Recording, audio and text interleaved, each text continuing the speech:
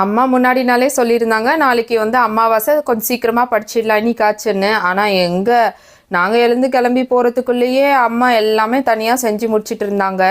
சரி வேற வழி இல்லையேன்னு சொல்லி பெரியவங்களுக்கெல்லாம் படிச்சு முடிச்சுட்டு காக்காக்கும் பெரிய விருந்துலாம் வச்சுட்டு அப்புறம் நாங்களும் சாப்பிட ஆரம்பிச்சிட்டோம்.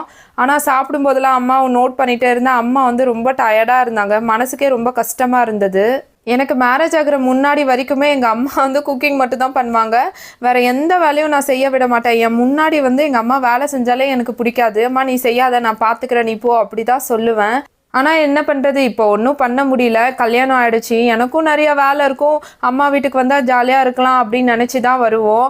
பட் அம்மா கஷ்டப்படும் போது நிஜமாகவே ரொம்ப மனசு கஷ்டமாக இருக்கும். எப்படியாச்சும் அம்மாவுக்கு ஹெல்ப் பண்ணணும்னு தான் தோணும். மேக்ஸிமம் அம்மாவே எல்லாமே செஞ்சுருவாங்க. பட் அவங்க எதிர்பார்க்கலனா கூட நம்ம இந்த மாதிரி சின்ன சின்ன வேலை செஞ்சு கொடுத்தா அவங்களும் ஹாப்பி ஆகிடுவாங்க. நமக்கும் மனசு கொஞ்சம் ஆறுதலாக இருக்கும். நெக்ஸ்ட் டைம்லேருந்து எல்லாரும் ட்ரை பண்ணுங்கள்.